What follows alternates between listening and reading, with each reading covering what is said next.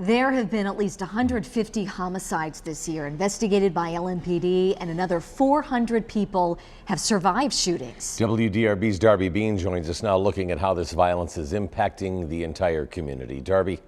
Scott, Lindsay, according to LMPD, there were 178 homicides in 2021. There were 157 in 2022, and as of today for this year, 150.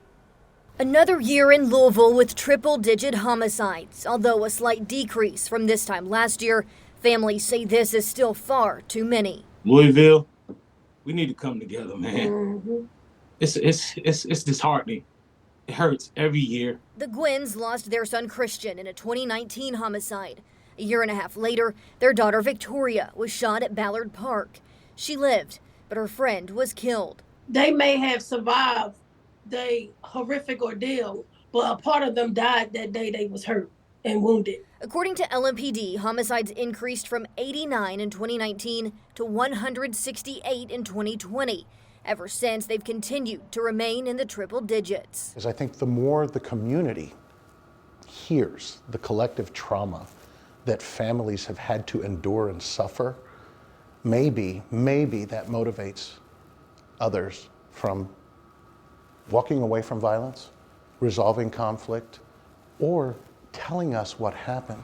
LMPD also says so far this year, more than 400 people have survived shootings. This year, the non-fatal shooting unit was created to specifically dig into cases as a dedicated unit of specialists. It has assisted us in centralizing that information, but also sharing that information. Although the loss of life in Louisville is slightly down compared to this time last year, for the Gwynns, they say that small of a difference is not giving them any hope. Because when is it going to end? Instead, they hope the community will speak out.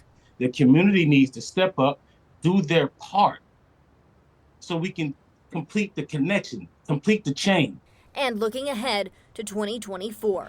Of course, everyone wants to clear more cases, bring justice to everyone. If we've got one case that is unsolved, that's one too many. So our goal is always to solve these violent crimes. Louisville, we got to do better. Gotta do better, Louisville. U of L Health has a team of community health workers guiding patients through life after trauma. According to U of L Health, the hospital has seen 277 gunshot wound assault patients this year, which were victims in a shooting. That's down from the previous 3 years. Those at the hospital say even one is too many, especially when the injuries are preventable. So yeah, we try to provide services that support the whole patient and the family, not only inside the hospital, but once they leave. U of L Health says when the program started in 2015, just 5% of patients accepted those services. Today, 60% accept the short-term services and 30% accept long-term services. Darby Bean, WDRB News.